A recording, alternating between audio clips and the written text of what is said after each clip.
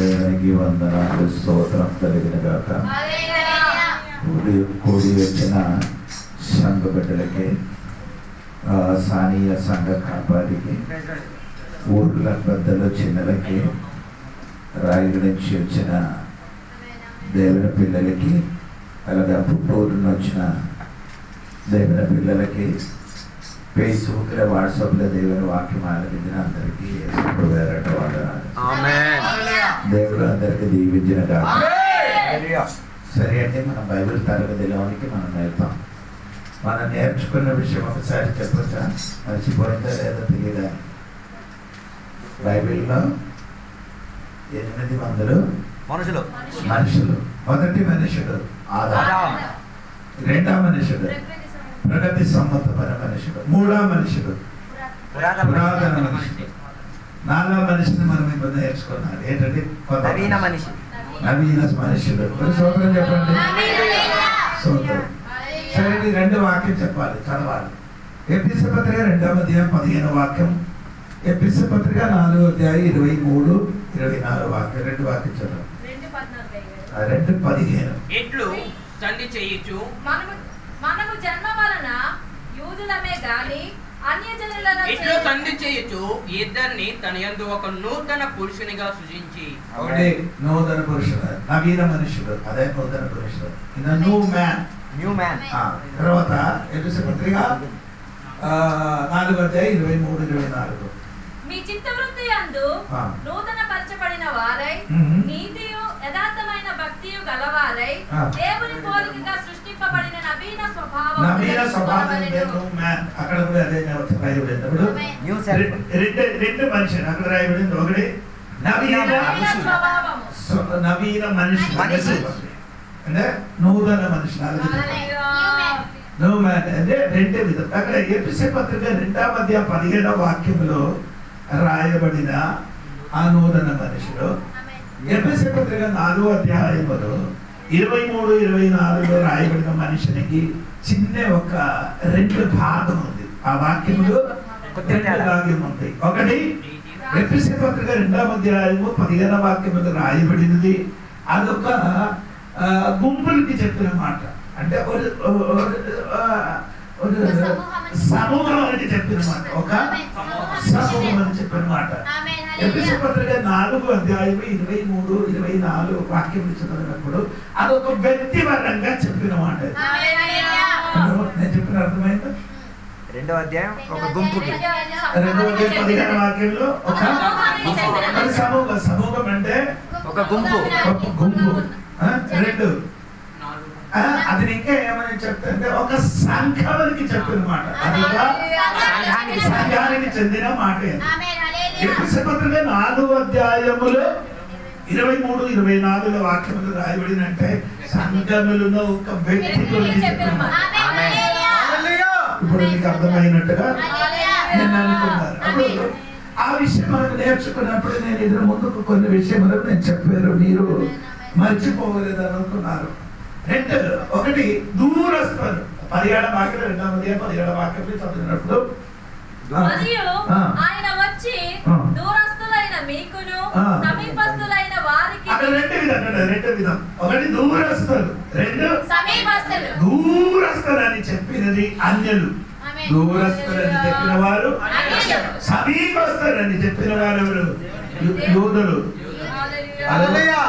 రెండు విధం. ఒకటి దూరస్తులు, సమీపస్తులు అని చెప్పిన వారు ఎవరండి? యూదులు. స్తోత్రం. చెప్పండి. ఈ రెండు పక్షములున్న వాడికి దేవుడు ఏం చేశారు అంటే, దాని 18 వాక్యం చూడండి. 18 వాక్యం 2వ అధ్యాయం 18. ఆయన ద్వారానే మనము ఉభయమును ఒక్క ఆత్మయందు తండ్రి సన్నిధికి చేరగలిగి ఉన్నాము. కాబట్టి మీరిక మీదట పరజనులను పరదేశులనై ఉండక పరిశుద్ధులతో ఏకపట్టణస్థులను దేవుని ఇంటి వారినై ఉన్నారు.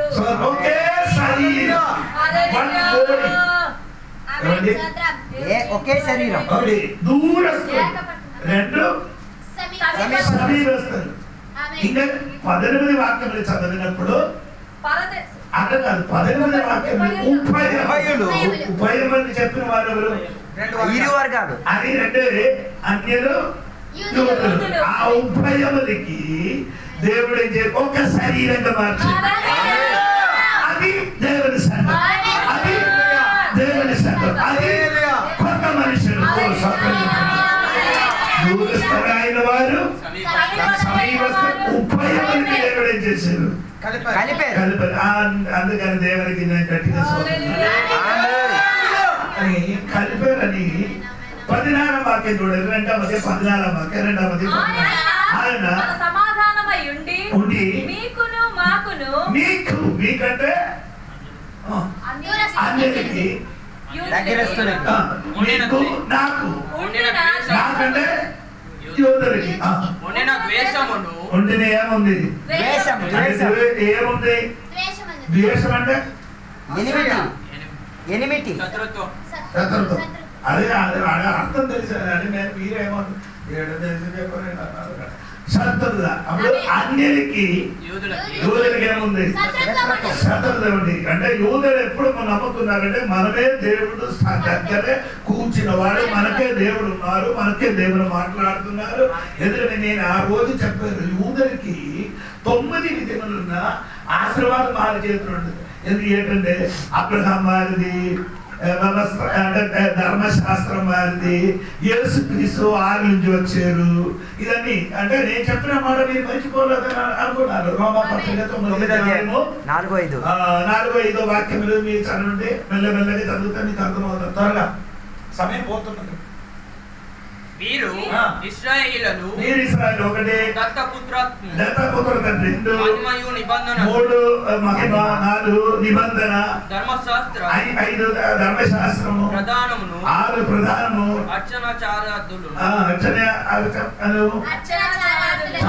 7 వాగ్దానం 8 పితరులు వీరివారు శరీరమును బట్టి క్రీస్తు వారిది కానీ చూడండి. ఇది మొత్తం వారికి మనకేం లేదు, అన్యులకి ఏం లేదు, ఇదేమీ లేదు.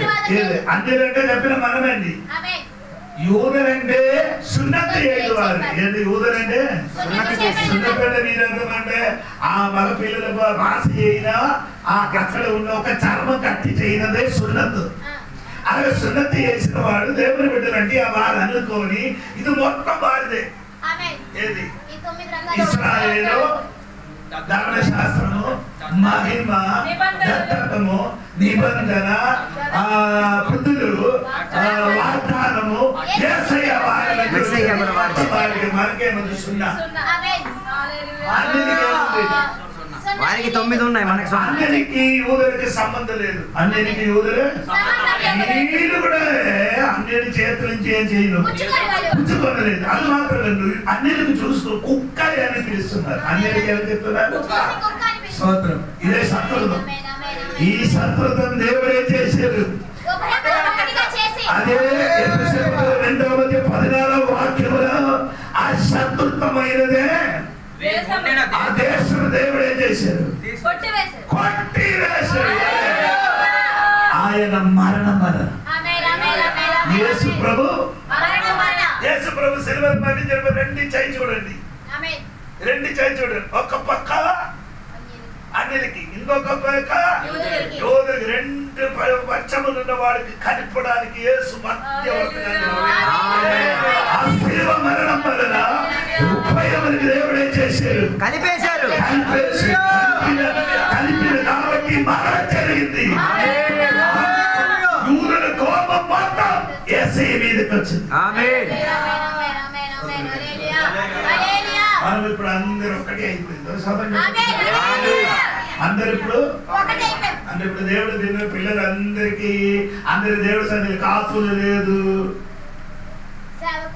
కాపులు లేదు, దొరలు లేదు, బ్రాహ్మణులు లేదు, కులం లేదు, కుల పిచ్చి లేదు, మత పిచ్చి లేదు. అందరూ ఒకటే. ఈ 2కి దేవుడు మోల్డ్ చేయలేదు, మోల్డ్ చేయలేదు. దేవుడు రెంటికే చేసిన అగ్నిలో చేశారు. తరలింపు చేసిన అగ్నిలో చేశారు. బంగారం అగ్నిలో వేసినప్పుడు ఏమవుతుంది? కామచంద్ర దగ్గరికి బంగారం ఇస్తే అగ్ని పట్టులు ఏమవుతుంది? కరగదీస్తాడు. కరగదీసి వేరొక రూపంగా మార్చాడు. ఈ రెండు కులములకి, యూదులకి అన్యులకి వేరొక కులం. అది యేసయ్య శరీరంలో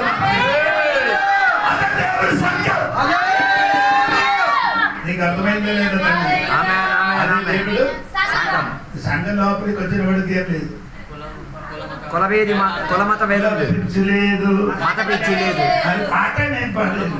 కుల పిచ్చోడిని నేను, కళ్ళు లేని కపోతిని, మతము చోడిని నేను, మది లేని వాడిని. దేవా పరలోక రాజా, రాజ్యములో నన్ను చేరుదేవా. అందుకే దేవుడు వీళ్ళందరూ ఇంటికి వెళ్ళి అన్ని తినొచ్చు.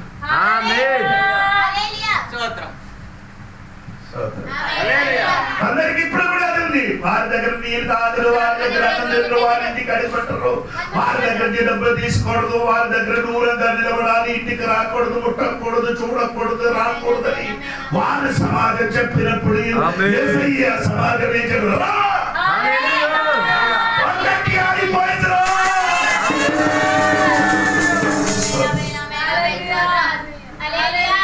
అందుకే నేను యేసయ్య నమ్మేది. ఇక్కడ కళలు లేదు, రంగు లేదు, భేదం లేదు, అందరూ యేసయ్య శరీరంగా మారిపోయింది. గట్టిగా స్తోత్రం కలిగింది.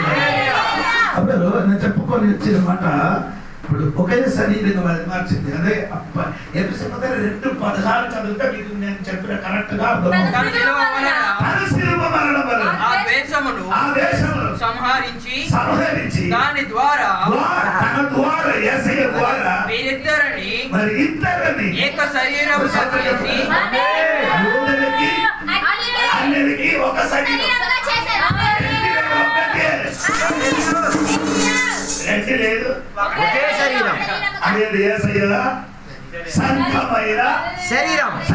యేసయ్య సంఘమైన శరీరం. ఆ యేసయ్య సంఘమైన శరీరములకి స్తోత్రం. ఆ శరీరములకి చెప్పిన మాట ఏమంటే ద న్యూ మ్యాన్. దేవుడే మనం మోల్డ్ చేయలేదు, నవీన పరిచయం. నవీన పరిచయం అంటే వేరొక రూపంగా మమ్మల్ని మార్చారు. ఈ రెండు రూపంలో ఒక రూపంగా మార్చారు.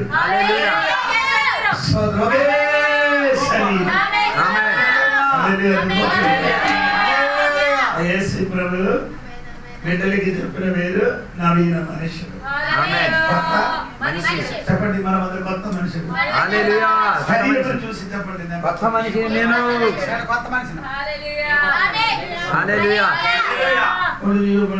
అప్పుడు మారు మనిషి పొందినప్పుడు అలాగా ఉన్నారు, ఇప్పుడు కూడా అడగనే తర్వాత చెప్తాను. ఇప్పుడు నీకే కనబడలేని ఒకటి సంగతి నీ జీవితంలో ఏముంటున్నారు, జరుగుతున్నది. కనబడలేని ఒక విషయం నీ శరీరములో టైం వచ్చినప్పుడు అది ఇప్పుడు నీకు కనబడలే, కానీ నీ జీవితంలో ఆ ప్రోసెస్ ఇప్పుడు జరుగుతూనే ఉంది. సరే, ఇంకా అది మనసులో ఉంచుకొని ఆ 18 వాక్యం మళ్ళీ ఒకసారి కూడా చదవండి. ఆయన ద్వారానే మనము ఉభయములను ఒకటి ఆయన ద్వారా, ఆయన అంటే యేసయ్య, అది మర్చిపోకూడదు. యేసయ్య ద్వారానే మనము ఉభయమును ఒక ఆత్మయందు తండ్రి సన్నిధికి చేరగలిగి ఉన్నాము. ఒకటి ఆయన ద్వారా చేరగలిగింది. ఆయన ద్వారా యేసయ్య వలన దేవుడి దగ్గరికి మనము చేరగలిగింది. మొదటి మాట తండ్రి దగ్గరికి చేరగలిగింది.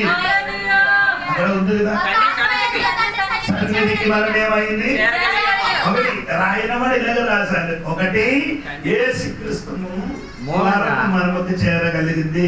రెండు తండ్రి సన్నిధికి చేరగలిగింది. 3 పరిశుద్ధాత్మ వలన చేరగలిగింది. ఒకే ఆత్మ వలన చేరగలిగింది.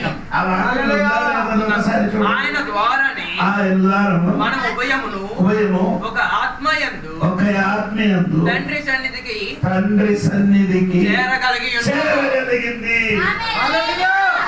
ముగ్గురు వచ్చారు. చేరగలిగింది. 18 వాక్యాలు సాధించాలి. ఆయన ద్వారానే మనము ఉభయములను ఆ ఉభయము చేరగలిగింది. ఎక్కడే ఆయన అంటే చేరగలిగింది. ఉభయం 2 వర్గములు 2 వర్గములు అంటే యూదులు అన్యులు అన్యులు కూడా యేసు దగ్గరికి చేరగలిగింది. 2 తండ్రి దగ్గరికి ఉభయం చేరగలిగింది. 3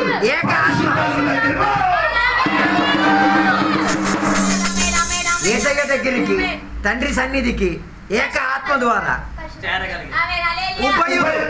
ఉభయులు యూదులు అన్యులు. వాక్యములు 4 గీతములున్న చోటలికి మనం ఏం చేయాలి? చేరగలిగింది. నీకు అర్థమైందమ్మా? ఎన్న గొప్ప వాక్యం అండి. ఈ పండుగ సమయంలో మర్చిపోకూడదండి. దేవుడు సన్నిధికి మనం చేరగలిగింది. దగ్గరికి చేరగలిగింది. పరిశుద్ధాత్మ దగ్గరికి చేరగలిగింది. మన ఇవి ఉభయములు చేరగలిగింది.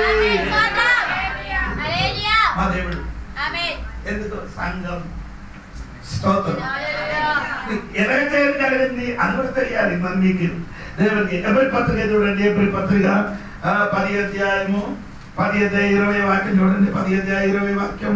సహోదరులారా, యేసు మన కొరకు ప్రతిష్ఠించిన మార్గమున అనగా నూతనమైనదియు జీవము కలిగినదియు ఆయన శరీరమును తెర ద్వారా ఏర్పరచబడినదియునైన మార్గమున ఆయన రక్తము వలన పరిశుద్ధ స్థలమునందు ప్రవేశించుటకు. చెప్పచ్చు కదా.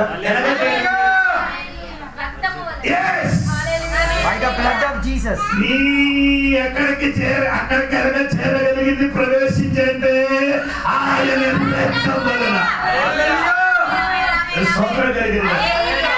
ఏసై దగ్గరికి చేరింది ఏసై రక్తం వలన. తండ్రి దగ్గరికి చేరగలిగింది ఆయన రక్తం వలన. పరిశుద్ధ దగ్గరికి చేరగలిగింది ఆయన రక్తం వలన. ఉభయం చేరగలిగింది.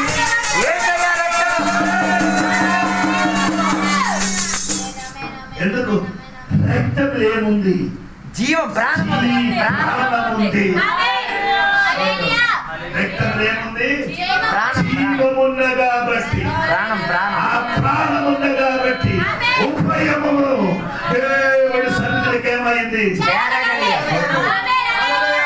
దేవుడి సన్నిధికి మనం చేరగలిగితే రక్తం లేకపోతే మనం చేరలేము, చచ్చిపోతాను. ఎందుకు? మనము అపవిత్రుడు. మనము పరిశుద్ధుడు. అప్పుడు మనం తండ్రి దగ్గరికి వెళ్ళినప్పుడు తండ్రి చూసినప్పుడు యేసయ్య నుండి మమ్మల్ని చూసుకుంటాం. ఇలాగా ఇది యేసయ్య అంటాను అనుకోండి. యేసయ్య ముందుకు నిలబడుతున్నారు, నేను వెనక్కు. ఇప్పుడు ఎవరికి కనబడుతున్నారు? ఇది యేసయ్య. ఈ బైబిల్ యేసయ్య. వెనకలి జోడి పాస్టర్ నిలబడుతున్నారు. ఇప్పుడు మీకు ఎవరికి కనబడుతున్నారు? అప్పుడు యేసయ్యకి చూసినప్పుడు వెనక నిలబడిన జోడి పాస్టర్ సూపర్. ఏ పాపం లేదు. రక్తం మమ్మల్ని ఏం చేశారు? కవర్ని చేశారు. కప్పి పెట్టింది. ఎవరి మీదకి? నీ మీదకి, నా మీదకి ఆ రక్తము కప్పి పెట్టింది. కాబట్టి రక్తము పోషించి వారు ఎక్కడికి వెళ్ళొచ్చు? అక్కడికి ప్రవేశం మనకు.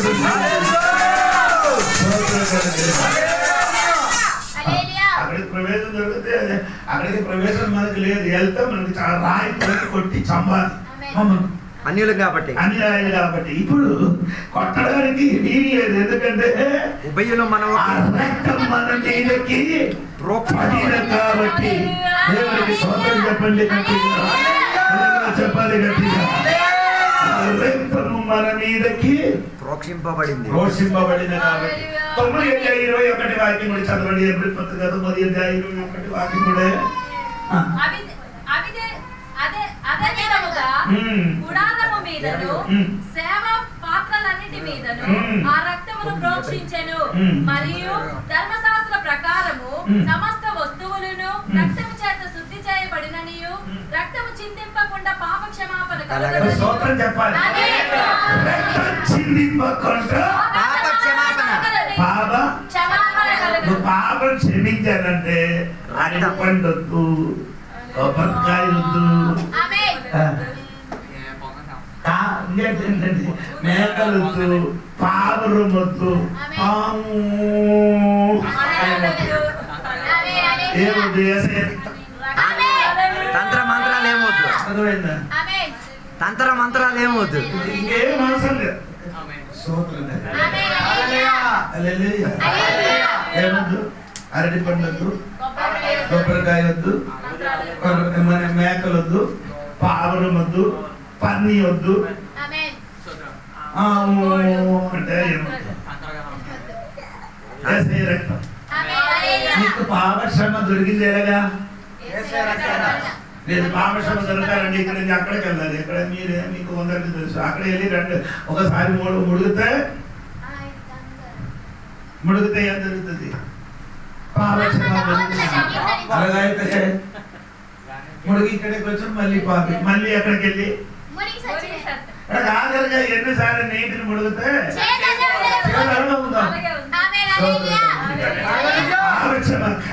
కడగడానికి యేసు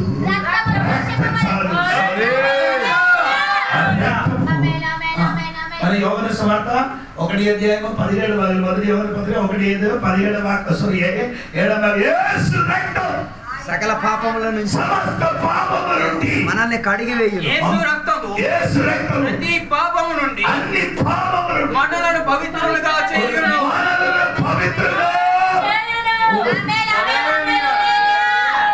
మనల్ని ఎలాగా పవిత్రులుగా చేశారు?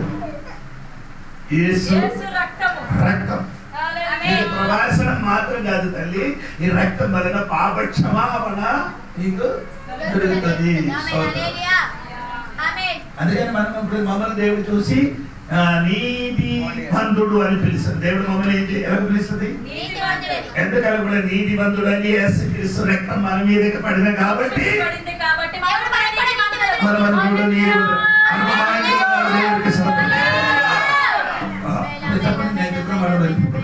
సోదరం కలిగి ఇంకా మన ఎలాగా మనకి ప్రవేశన దొరికింది. ఏప్రిల్ పత్రిక 10:22 వాక్యం చూడండి. 10:22 వాక్యం.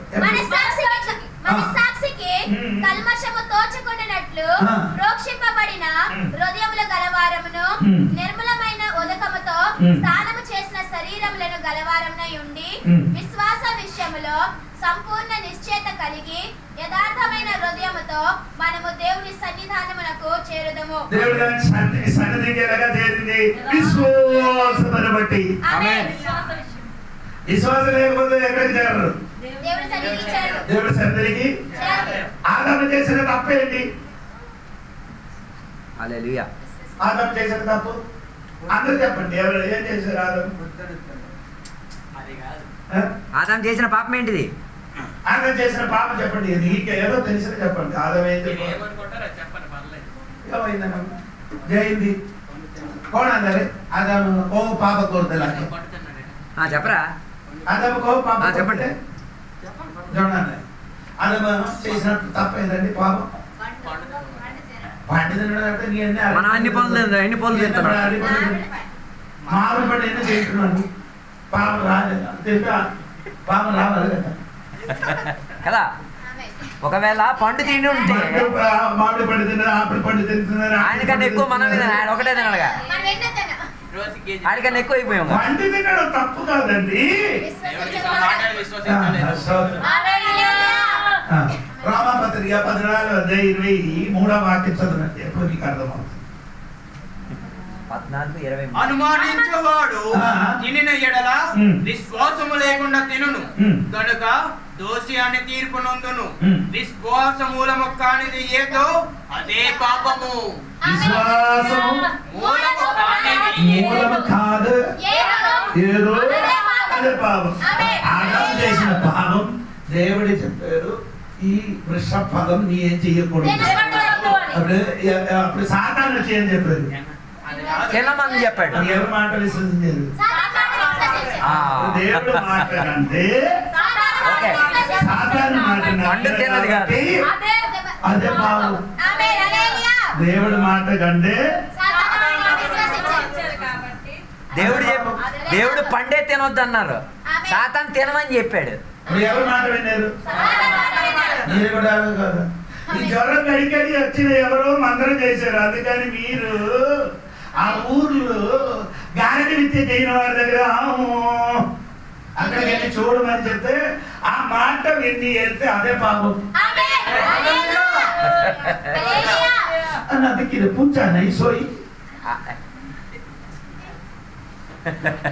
అంటే ఒక చిన్న జ్వరం వచ్చేసరికి మాంత్రికుడి దగ్గరికి వెళ్ళిపోదు. రక్షలు కట్టడం, నడుములు కట్టడం, కొడుములు కట్టడం, పిల్లలకి నడుములు, పిల్లలకి ఇక్కడ బొట్టు, ఇక్కడ బొట్టు, ఇక్కడ బొట్టు, ఎక్కడెక్కడే పట్టుతున్నారు. ఇదన్నీ దేవుడు మాట విన లేకుండా నీ ఈ బొట్టు గిట్ట అన్ని చేయను అదే బాబు. సాతాను గడి మాట విని సీఎన్ని పెట్టేస్తున్నాం. సినిమా చూడరు దేవుడు చెప్పింది, సినిమా చూసాను అదే బాబు. అది విశ్వాసం కాదు. సినిమా మాటకి నీకు నమ్ముతున్నారు అదే బాబు.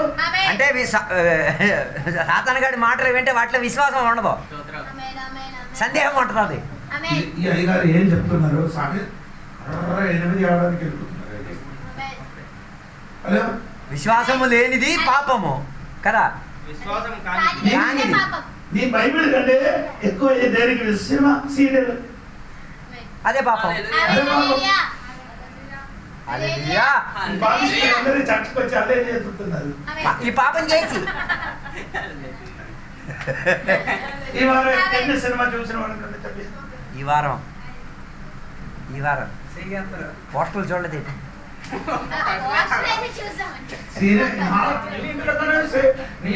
టీవీ నా ఇంట్లో ఉండదు. టీవీ అంటే నాకు ఇప్పుడు ఎక్కడ నొక్కాలంటే తెలియదు. ఆన్ చేసి నెల అయ్యింది. న్యూస్ కూడా వినడం లేదు, మనకి టైం లేదు, చూడలే. మీరు టీవీ చూసే భోజనం చేసేది. వేసే వచ్చినప్పుడు అలాగే ఉంటాం.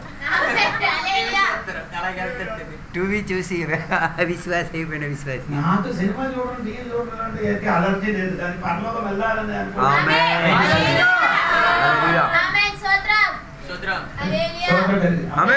చెప్తున్నారు. పాపం ఏది? విశ్వాసం అదే విశ్వాసం లేనిది. ఎందుకంటే వేరే ఏదేనికి నమ్ముతుంది అదే పాపం. దేవుడు చెప్పినది కంటే ఎక్కువ సినిమా సీరియల్ నడుముకి కట్టడం, మెడమకి కట్టడం.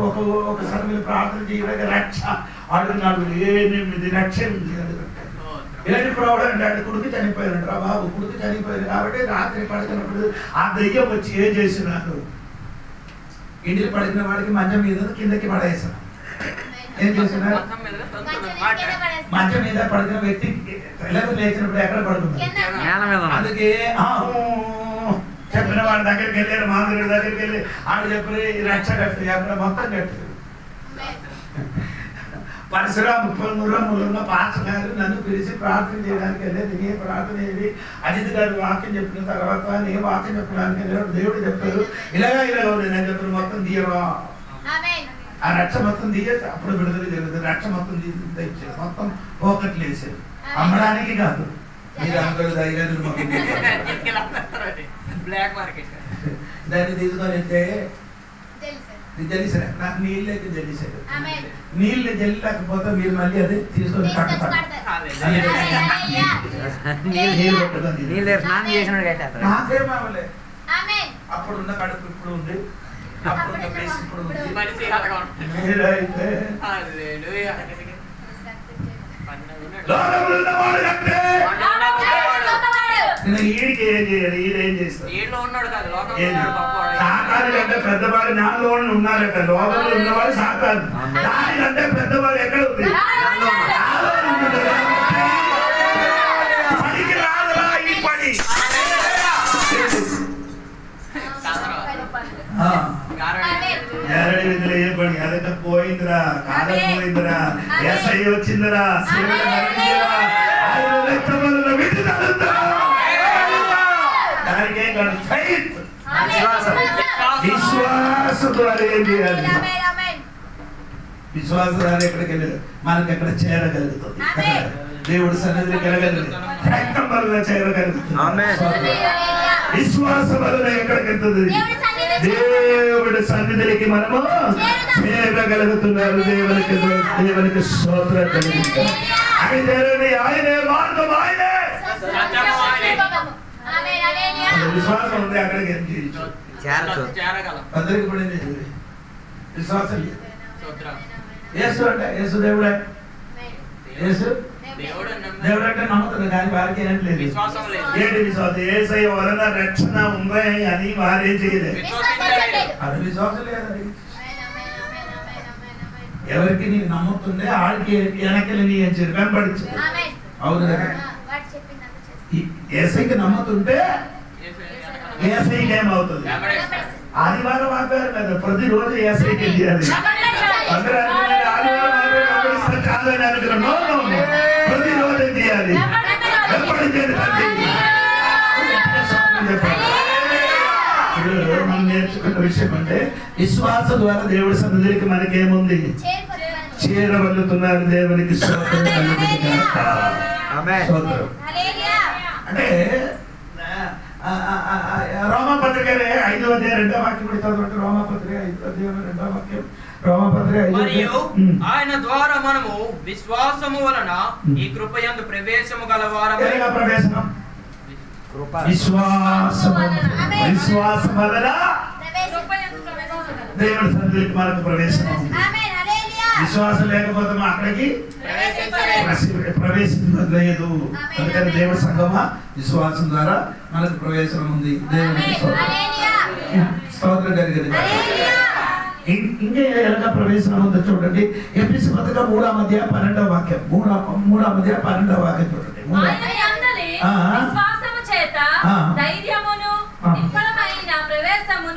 అక్కడికి వెళ్ళడానికి మనకి ధైర్యంగా ప్రవేశం. ఎవరి దగ్గరికి వెళ్ళడానికి? మా దేవుడు చంపడానికి ఉన్న దేవుడు. ఆ దేవుడు కూడా మీకే మా దేవుడు అంటే కృప కలిగిన దేవుడు. దగ్గరికి వెళ్ళి మనకేం తెలియదు, తండ్రి డాడీ అని పిలవచ్చు. స్తోత్రం కలిగిన దేవుడి దగ్గరికి వెళ్ళడానికి ముందు ధైర్యం. మనకి ఏం అవసరం లేదు, విశ్వాసం ఉంటే చాలు. విశ్వాసం ఉంటే చాలు. ఎక్కడికి వెళ్ళచ్చు? దేవుడి సన్నిధికి చేరడానికి ఉన్న ధైర్యం ఉంది. ఇప్పుడు కొందరికి దేవుడు అని దేవుడు చంపేస్తారు, దేవుడు తిట్టుతారు, దేవుడు. మా దేవుడు ఏం చేయండి, మీ దేవుడే. అది ఆయనకి ఇవ్వవలసిన వస్తువు ఇవ్వలేకపోతే నిన్ను తింటాం.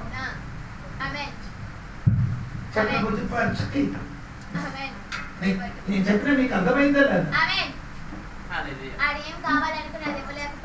ఏది కావాలంటే లేకపోతే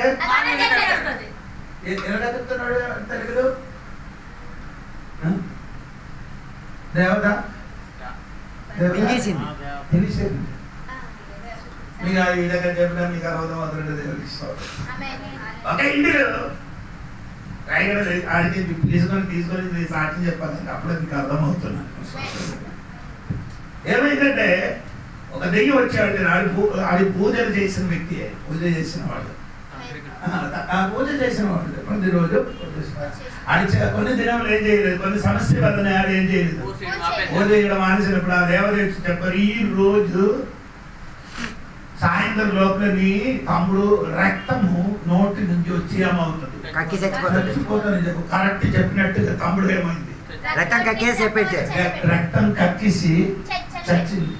ఇది వినినప్పుడు అన్నయ్య భార్య ముగ్గురు పిల్లలు ఓట పట్టుకొని పారిపోయింది. అప్పుడు వెనకలు వచ్చి నిన్ను కూడా చంపొస్తాను, వెనకలు వచ్చి దేవత ఏం చేశారు, చంపొస్తారు అని చెప్పినప్పుడు 7 రోజులు నిద్ర లేదు. 7 రోజులు నిద్ర లేని అడగ ఉండినప్పుడు విక్రమపురంలో ఉన్న పాస్టర్ గారు ఉంది, ఆయన పేరు సత్యం. మీకు కావాలంటే ఆయనకి ఫోన్ చేసి అడగండి. సత్యబాబు గారు వచ్చి ఆయనకి తెలుసండి జోడి పాస్టర్, ఆయన అయ్యగారికి పిలిచి వెళ్తామని మమ్మల్ని తీసుకొని వెళ్ళలేదు. 7 రోజులు అయింది, ఏం లేదు. దేవత ఏం చెప్తున్నారు, ఈ చంపొస్తాను ఇదే స్వరాలు వినిపిస్తున్నారు, మనకి వినిపించలేదు, ఆ వ్యక్తికి మాత్రమే వినిపిస్తున్నారు. నేను వెళ్ళినప్పుడు వాడిలకు భయంతో నన్ను చూస్తున్నాను. సరే ప్రార్థన చేసిన తమ్ముడు చేయన తప్పని ఒప్పుకోనరా అని చెప్పి, తమ్ముడు ఏదైతే తప్పు చేశారో ఒప్పుకున్నాడు. అడన్నీ ఒప్పుకొని దేవుడు క్షమాపణ అడిగి ప్రార్థన చేశాడు. ఒక 10 నిమిషాలు నేను ఎలాగ ఉండిపోయారు. దాన్ని ఒప్పుకొని ఏం చేశారు, ప్రార్థన. యేసు నామములో నీ మీదకి వచ్చిన ఆ దయ్య శక్తి ఇప్పుడు వెళ్ళిపోగలగా. యేసు నామములో ప్రార్థన చెయ్యడము, నిద్ర వచ్చడము, పడిపోయింది. నిద్ర వచ్చి ఏమైంది అంటే పడిపోయేప్పుడు అప్పుడు ప్రార్థన చేయడానికి దాదాపు 12 గంటలకి లేచినది. ఎప్పుడంటే తెలుసా, 6 గంటలకి. వాళ్ళందరూ అనుకుని వీడు చచ్చిపోయారు. ఇప్పుడు కూడా సూపర్ గా నడుస్తున్నారు. దయ్యము అదే మన దేవుడి చంపడమే, దేవుడి చంపడానికి వచ్చిన దేవుడు కాదు. ఆయన దగ్గరికి ఆయన సన్నిధికి చేరడానికి మనకు కలిగింది. ఎప్పుడు ఎప్పుడు ఎప్పుడు ప్రతిక్షణ అలాగే ఎవరి పత్రిక వాక్యం త్వరగా సమీపోతున్నారు. మనము కనికరింపబడి సమయోచితమైన సహాయము కొరకు కృప పొందునట్లు ధైర్యముతో చేరుతాము. ఎప్పుడు కనుక మనము కనికరింపబడి సమయోచితమైన అంటే ఆ పదములకు అర్థం అంటే చెప్పండి. సమయోచితమైన సమయం అంటే ఎప్పుడైనా ప్రతి క్షణము, దానికి ఏం లేదు, సమయం లేదు. అంటే దేవుడి సన్నిధికి వెళ్ళడానికి ఎప్పుడైనా వెళ్ళొచ్చండి. దానికి వెళ్ళడానికి ఏం లేదు. వేరే దేవుడి దగ్గరికి వెళ్ళడానికి ఏముంది, టైం ఉంది, ముహూర్తం ఉంది, సమయం ఉంది, ముహూర్తం ఉంది. ఏం కావాలి అంటే దానికి ఏం చేయాలి, శరీర శుద్ధి అవసరం, స్నానం చేయాలి. హలో, ఆడవాళ్ళకి ప్రతి నెలసరి వచ్చినప్పుడు వెళ్ళకూడదు. మా దేవుడు కలగేంద్ర ఎప్పుడు రాడా, మా దేవుడి సన్నిధికి నీ శరీరం చూడలేదని నీ హృదయం చూసుకున్నారు. దేవుడు శరీరం చూడలేదు, హృదయ శుద్ధి కలిగిన వాడు, హృదయ శుద్ధి కలిగిన వాడు, శరీర శుద్ధి కలిగిన వాడు ధన్యుడు అని చెప్తా మనమందరికీ. ఎందుకంటే నేను తెల్లవరి నుండి మనమందరూ ఎప్పుడంటే 11:30 నుండి ఎండలు నడిచి చప్పట్లు మొత్తం వచ్చి ఇక్కడికి వచ్చారు. మనము, నేను, పాస్టర్ అమ్మ, అతిథి గారు, వాళ్ళగా మన సహోదరులందరూ. అలాగైతే దేవుడు స్నానం చేసి రాడా అంటే ఏం చేయాలంటే, నేను వేరే బట్టలు తీసుకొని రాలేదు, പിന്നെ ఏం చేయాలి, 5-6 బట్టలు అయితే నాకు అది సరిపోదు. నా దేవుడు ఎంత మంచిదో.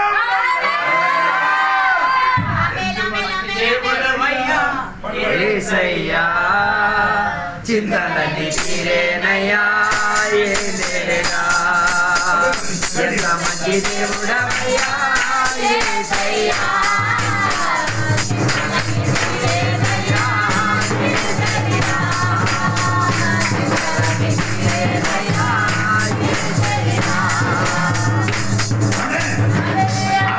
మంచిదమ్మా. స్త్రీలకి జరిగిన నెలసరి అడగండిరా. అవును కదా, రక్తస్రావ స్త్రీ యేసయ్య దగ్గరికి వచ్చి ఏం చేసింది?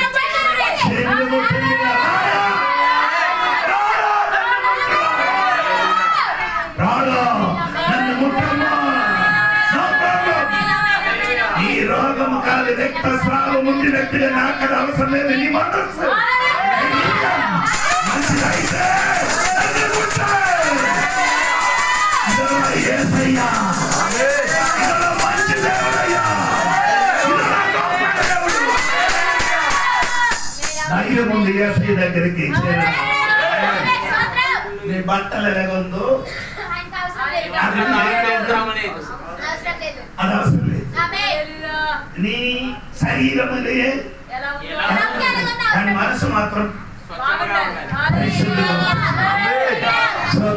అది ఉంటే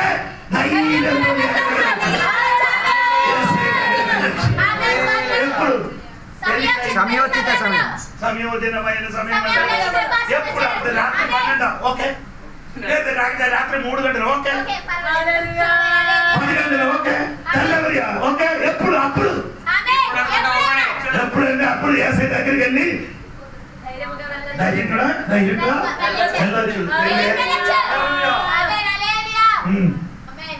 ఎమ్మెల్యే దగ్గరికి వెళ్ళానంటే ఎన్ని టైం దొరుకుతుంది? అప్పుడే చేయకపోతే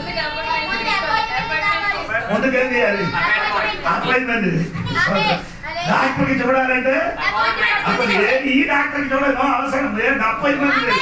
ఎప్పుడు అవసరం ఉంటే అప్పుడే అది ఆయుర్వచ్చు, విక్రమ అవ్వచ్చు, అది ఎవరు సముద్రం నుండి తినవచ్చు, ఇంటిని కూర్చి తినవచ్చు, ఆ టైం నుంచి వెళ్ళవచ్చు. అక్కడ ఎవరు లేదు, సెక్యూరిటీ లేదు, అక్కడే ధైర్యంగా వెళ్ళొచ్చు. అలాగంటే ఒక దేవుడు నీకున్నప్పుడు ఇదే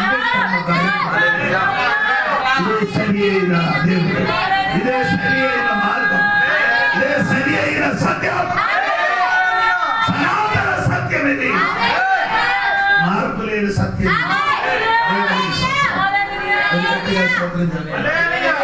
దేవుడికి స్తోత్రం. అప్పుడు దేవుడి సన్నిధిలో మనకేం లేదండి, ధైర్యంతో ఏమంటామా? స్తోత్రం. ఎవరికి? కొత్త మనిషి, నూతన మనుషులకి యేసయ్య దగ్గరికి తాగుబోతుడికి అవదండి, అక్కడ రావాలి వచ్చి పడిపోతుంది. తాగిన వాళ్ళు సుట్ట, తాగిన వాడు కావదు, బంగ్ తినవాడు కావదు, కొంచెం కొంచెం మందు తాగిన వారికి అవదు. పరిశుద్ధంగా జీవించిన వారికి మాత్రమే.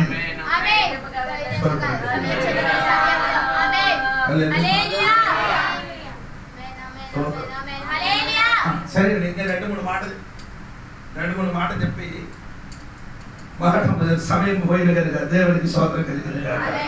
అమ్మా చెప్ప అమ్మ 2వ ఎపిసోడ్ 2వ 19 వాక్యం చూడదు. 19 కాబట్టి మీదట పరజనులను చెప్పండి, ఇంకా మీదట మీరెవరు లేరు. ఈ ప్రవేశం చెందిన బిడ్డ ఇన్ని ఇంకా మీదట ఎవరు లేదు. పరజనులు కారు, జనులు కాదు. ఎంత పరజనులు అంటే అవుట్ సైడర్స్, ఏలియన్స్ కాదు, ఏలియన్స్ కాదు, పరజనులు కాదు. మనవాళ్ళు సొంత మనుషులు,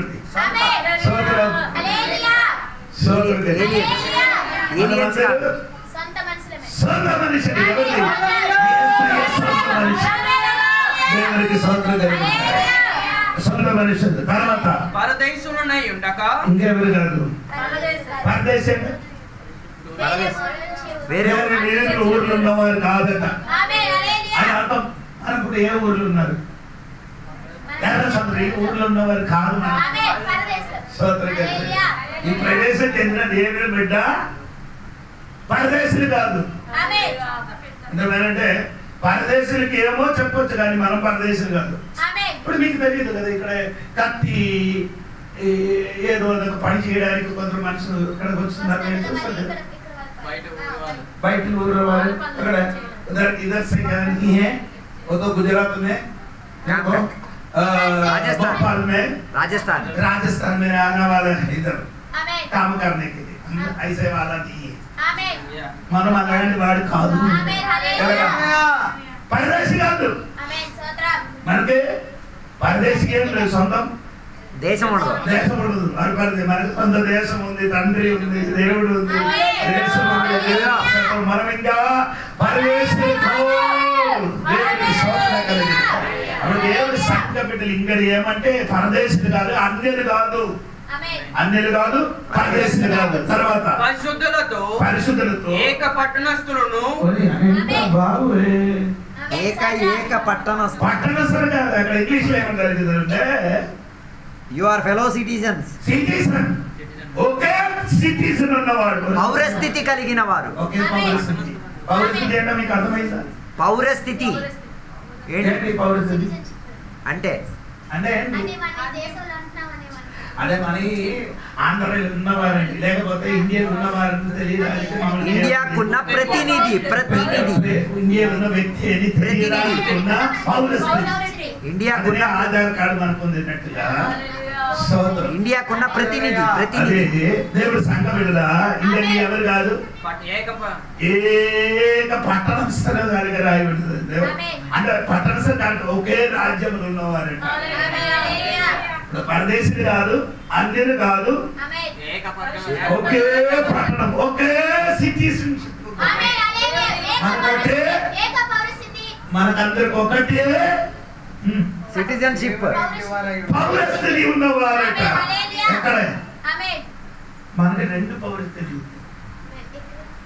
ఇక్కడ ఒకటి అక్కడ. అవునా లేదా? లేదు, మీకు అర్థమవుతుంది. లేదు లేదు, అదే వాక్యం నాకు కావాలి. ఫిలిప్పియ గ్రంథం 3:21 వాక్యం చూడండి. ఫిలిప్పియ గ్రంథము 3:23 వాక్యం 21. ఓకేనా? మన పౌరస్థితి పరలోకమందున్నది. మన పౌరస్థితి ఎక్కడ? సోదరు చెప్పండి, సోదరు చెప్పండి, గట్టిగా చెప్పాలి. మన పౌరస్థితి ఎక్కడ ఉంది? పరలోకం ఉంది, ఇక్కడ కాదు. ఎక్కడది? పరలోకమందు ఉన్నవాడు దేవునికి స్తోత్రం. అన్యులు కాదు, రెండు పరదేశులు కాదు, ఒకే ఏక పట్టణస్థులు. మనకు ఒక పౌరస్థితి ఉంది స్వర్గములో. ఎంతమందికి అర్థమైంది? మనకు పౌరస్థితి స్వర్గములు ఉండినట్టుగా ఎంతమందికి అర్థమైందంటే నాకు తెలియదు. దేవునికి స్తోత్రం కలిగిన దేవునికి స్తోత్రం.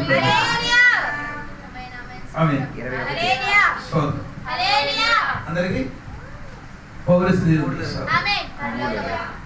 చెప్పచ్చు. ఆకలి వేస్తున్నారా? మీకు ఆకలి, నాకు అడుగులు పెద్దది, నాకు ఎక్కువ ఆకలి అవుతారు. తెల్లవారు నడిచి నడిచి సేవ చేసి వచ్చింది, అందుకని ఆకలి. సోదరు కలిగింది. తర్వాత దేవుని ఇంటి వారినై ఉన్నారు. సోదరు చెప్పండి. మనం ఇంకా పాడేది అన్యులు కాదు, దేవుని ఇంటి అన్యులు కాదు, పరదేశులు కాదు, ఒకే పట్టణం, దేవుని ఇంటి వారు. ఇంటి వారంటే ఒకే చెప్పండి, ఒకే కుటుంబస్తులు. మనమందరూ ఆమె మన సంవత్సరం కొట్టే కోటలో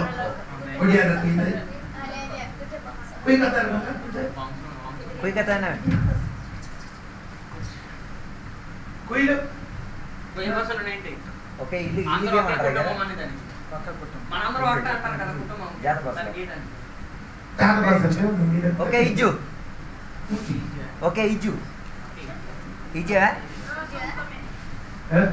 ఓకే, ఇల్లుకి ఏమంటారు? ఒక కుటుంబం. ఆమె పోనండి, నేను చెప్పలేదు పోను.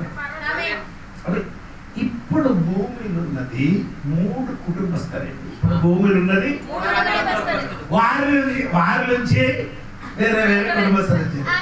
ఎవరి నుండి? 3 అది నేను చదువుతా మీకు అర్థం. ఆదికాండము 10 అధ్యాయం 1 వచనం చూడండి. ఆదికాండం 10 అధ్యాయం 1 వచనం. ఇది నోహావు కుమారులకు షేము, హాము,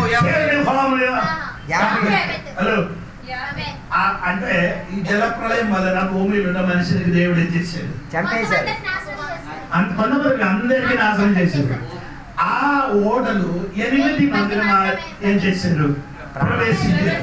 ఆ 8 మందిలో నోహావు 3 కొడుకు పేరు ఇప్పుడు చదువు, కుమారుల పేరు షేమ్, హామ్, యాఫెత్. ఈ 3 కుటుంబస్తుల నుంచి వేరే మెయిన్గా ఈ 3 కుటుంబస్తులు భూమిలో ఉంది. ఈ 3 కుటుంబస్తులు ఉన్నవారు ఈ కుటుంబం ఉంది. దేవుడి సంఘమైన కుటుంబం. ఆ 3 కుటుంబముల నుండి వచ్చిన వారందరూ కుటుంబం నుండి దేవుడి చూడండి. అపోస్తలుల కార్యం 8 అధ్యాయం 22వ వాక్యం చూడండి. 8 అధ్యాయము 22వ వాక్యం. కాబట్టి ఈ నీ చెడుతనము మానుకొని మారు మనసు నుండి ప్రభువును వేడుకొనుము. 22వ అధ్యాయం అపోస్తలుల కార్యం 8:22.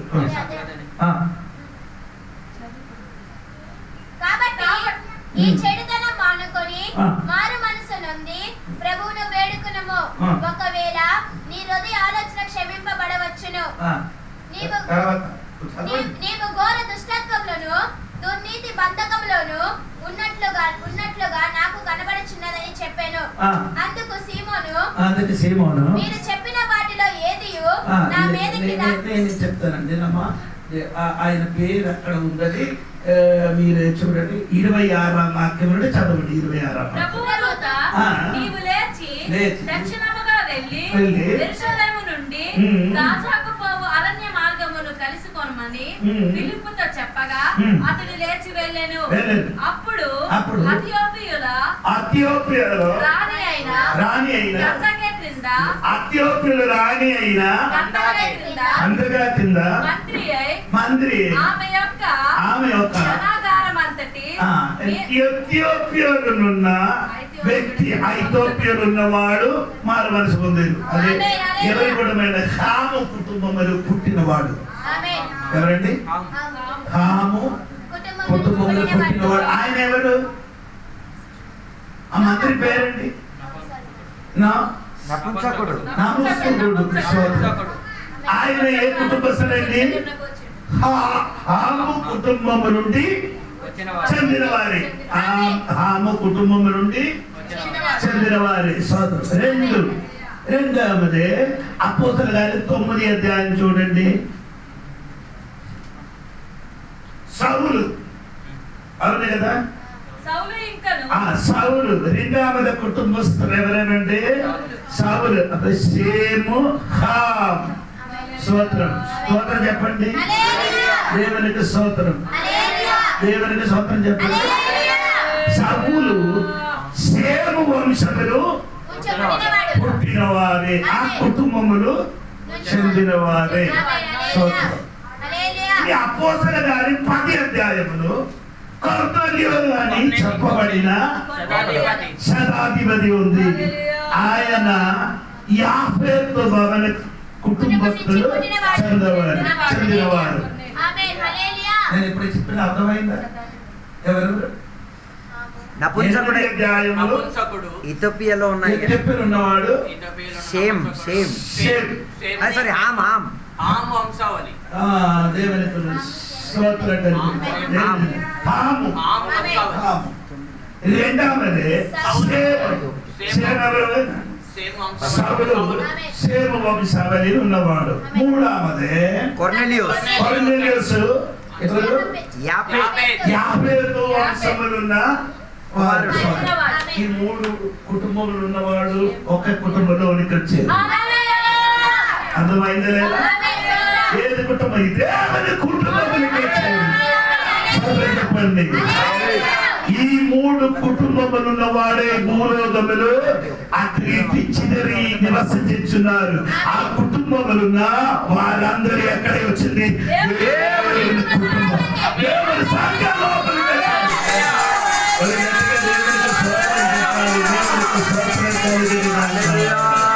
హల్లెలూయా, దేవునికి స్తోత్రం.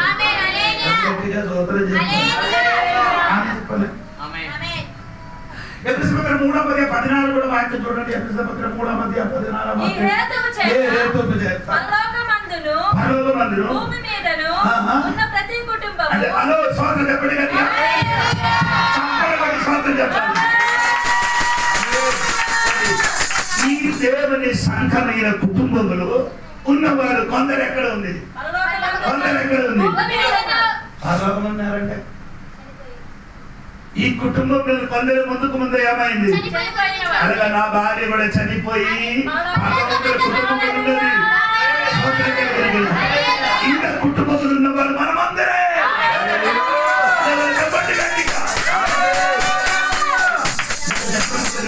నాకేమన్నారంటే గందరూ వేయడానికి ఇష్టం అవుతుంది. ఎందుకంటే ఈ భార్య ఇక్కడ తగులుకోవాలని భయం.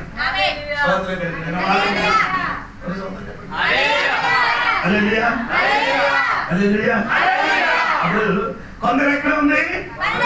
కొందరు ఎక్కడ ఉంది? స్వాతంత్రం చెప్పండి. నీకు అర్థమైందా? కొందరు పర్లోకంలో ఉన్నారు, కొందరు ముందుకు చనిపోయి ఎక్కడికి వెళ్ళిపోయారు. కొందరు ఇక్కడ ఎక్కడ ఉంది? ఇదిగో ఇక్కడ ఉంది. ఇదిగో ఈ చివరి చాలా స్థలంలో నివసించున్నారు ఈ కుటుంబస్తులు. మనమందరూ ఒకే కుటుంబస్తులు. చెప్పండి, అవునా లేదా? ఆమె చెప్పండి. దినములు యేసు ప్రభు తన శిష్యులతోని ప్రార్థన చేయడానికి ఎత్తైన కొండకి వెళ్ళారు. ఎవరెవరికి వెళ్ళారు? యేసు, పీతరు, యోహన్న, యాకోబు ముగ్గురు. పీతరు, యాకోబు, యేసు. అప్పుడు ఎంతమంది అయింది? అప్పుడు ప్రార్థన చేసినప్పుడు పరలోకములు ఇంటి వారి ఇద్దరు కిందకి వచ్చారు. పరలోకములున్న ఇంటి వారి అదెవరండి? మోసే, ఏలియా. సోదరుడు చెప్పండి. భూమిలున్న సంఘములున్న ముగ్గురు, పరలోకముల కుటుంబంలో ఉన్న ఇద్దరు. ఎక్కడికి కలిసారు? ఆ ఎత్తైన కొండ పైన అధ్యక్షుడైన యేసయ్య ఈ కుటుంబస్తులున్న దేవుడు ఎక్కడ ఉంది?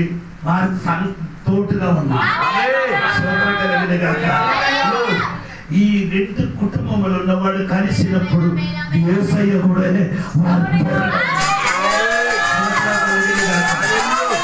అదే విధంగా ఒక దినములు మనం ఈ 2 కుటుంబంలో ఉన్నవాడు ఒక దినము అదెప్పుడంటే కుటుంబంలో ఉన్న పిల్లలు ఒకే సమయంలో ఏమవుతున్నారు? ఇప్పుడు మీరు అంటున్న ఐదారు చెప్పారు, మనకు గులపించలేదు ఏంటంటే అదేనా చెప్పారు. 3 కుటుంబాలు ఉన్నవారు కూడా ఈ సంఘంలో వచ్చినప్పుడు ఒక కుటుంబం అయితే, 3 కుటుంబములు ఉన్నవాడు వచ్చినప్పుడు దేవుడి కుటుంబం పేరు మారింది. షేర్ కుటుంబం కాదు, యాఫెతు కాదు, హాము కుటుంబం కాదు, యేసయ్య కుటుంబం. దేవుడి కుటుంబస్తులు మనము. ఈ కుటుంబస్తులకి చెప్పిన పేరే ఏమనగంటే తెలుసా?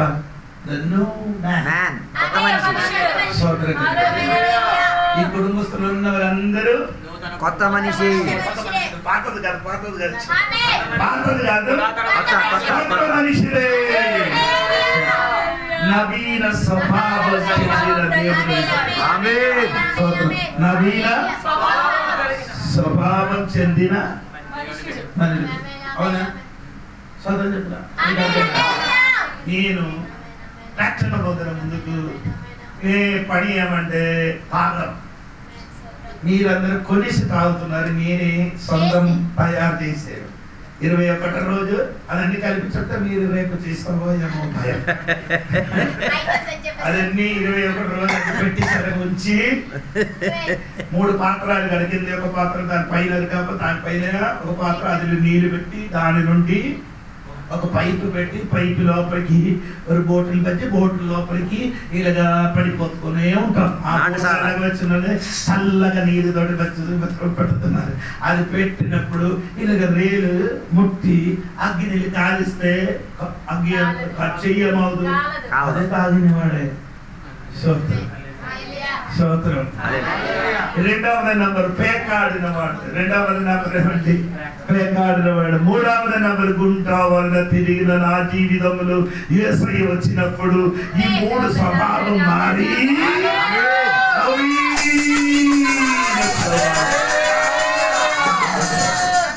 అప్పుడు ఎప్పుడు సిగరెట్ తాగిన సిగరెట్ ఏ సిగరెట్ అంటే చార్పినారు. మీకు అందరికీ తెలియదు. అదే సిగరెట్లు అన్ని భయంకరమైనది. స్తోత్రం.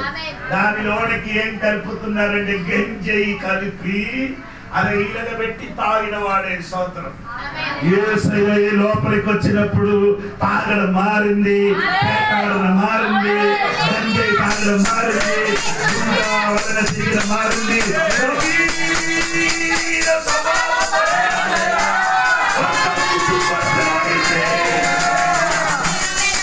ఇప్పుడు అన్నిలు కాదు, అన్నిలు కాదు, పరమేశ్వరు కాదు, ఏక పట్టణస్థులు దేవుని వారిగా మారింది.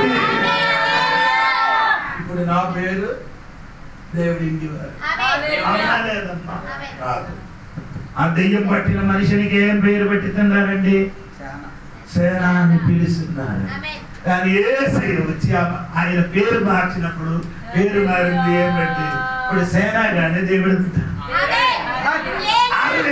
ఉన్న మనుషుడు ఆయన యేసయ్య వచ్చినప్పుడు బట్టలు ధరించలేని వాడు,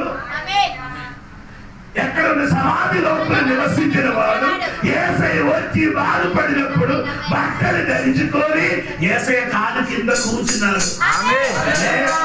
యేసయ్య రాధన మునుపుగా రాయితోటి సొంత శరీరం ఏం చేశారు? కొట్టుకున్న వాడు, గాయపరిచిన వాడు జీవితంలో యేసయ్య వచ్చినప్పుడు గాయపరిచిన పేరు మార్చి దేవుడి బిడ్డ తాగినవాడి ఇంటికి ఏం పేరు పెడతాం? తాగినవాడి ఇంటికి, తాగుబోతు వాడి ఇంటికి మీరు ఎలా పిలుస్తున్నారు? నాశనమైన ఇల్లు, నాశనమైన ఇల్లు అని పేరు పెట్టారు. కానీ యేసయ్య వచ్చినప్పుడు ఏమైంది? శుభకరమైన ఇల్లుగా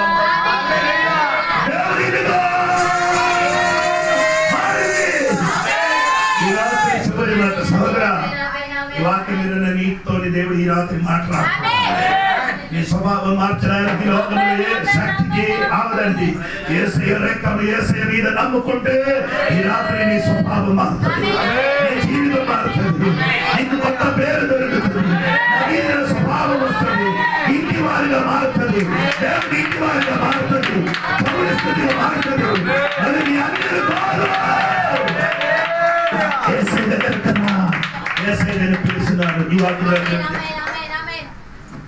అందరం తలను ఉంచుకున్నాం. రాత్రి వేళ నవీన స్వభావం చెందిన మనుషులుగా మనం ఈ పగటి వేళ దేవుడు మనల్ని మార్చారు. ఈ రాత్రి వేళ 1 నిమిషం అందరం సమర్పించుకుందాం. దేవా, విశ్వాసము ద్వారా నన్ను దేవుని ఇంట్లో చేర్చినందుకు స్తోత్రం. విశ్వాసము ద్వారా నన్ను యేసయ్య కలిపినందుకు స్తోత్రం.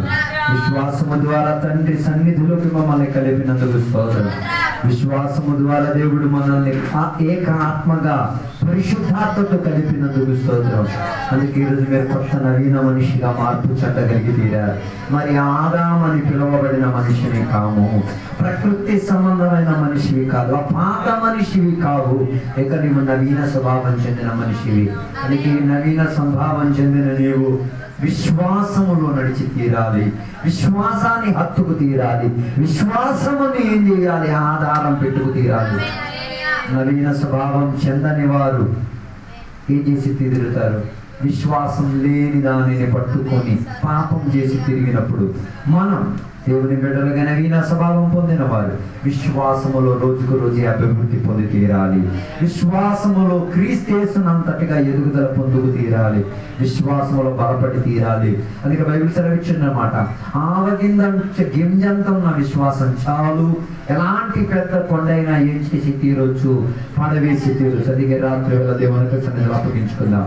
దేవునికి చెప్తాం, దేవా నన్ను నవీన స్వభావములకు మార్చు దేవా, నేను కొత్త వాడిగా మారి తీరాలి, నీ ఇంటి వాడిగా మారి తీరాలి, నీతో సమమై మారి తీరాలి, నీ దగ్గర ఉన్న పౌరస్థితి నేను పొందుకు తీరాలి. నా పౌరస్థితి పరలోకానికి చెందినదే, నేను దేవుని యొక్క కుటుంబానికి చెందిన వాడినే, నేను దేవుని యొక్క సంఘానికి, దేవుని శరీరానికి చెందిన వాడినే. అలాంటి ఒక నవీన స్వభావముతో మమ్మల్ని నిలబెట్టినందుకు స్తోత్రం దేవా. ప్రార్థన చేద్దాం. పరిశుద్ధ మహోన్నత దేవా నీకు స్తోత్రం. ఈ రాత్రి వేళ నీ వాక్యాంశాల ద్వారా మాతో మాట్లాడినందుకు స్తోత్రం దేవా. నన్ను మీ సొంత ఇంటిలో నన్ను చేర్చినందుకు స్తోత్రం. శ్యామైన కుటుంబస్తులను చేర్చినందుకు స్తోత్రం. రామన్న కుటుంబాలను చేర్చినందుకు స్తోత్రం. న్యాఫేత్ అన్న కుటుంబస్తులను చేర్చినందుకు స్తోత్రం. ఈ ముగ్గురు కుటుంబస్తులు 3 కుటుంబస్తులుగా కాక ఏక కుటుంబస్తులుగా మార్చినందుకు స్తోత్రం. ఏక రక్తముతో మమ్మల్ని క్షమించినందుకు స్తోత్రం. యేసయ్య రక్తం ద్వారా మా పాపాలు కడిగినందుకు స్తోత్రం. యేసయ్య రక్తం ద్వారా దేవుని యొక్క పిల్లలుగా మార్చినందుకు స్తోత్రం. యేసయ్య రక్తం ద్వారా ఏక సంఘముగా మార్చినందుకు స్తోత్రం అయ్యా. అలా మమ్మల్ని నవీన పరచినందుకు స్తోత్రం.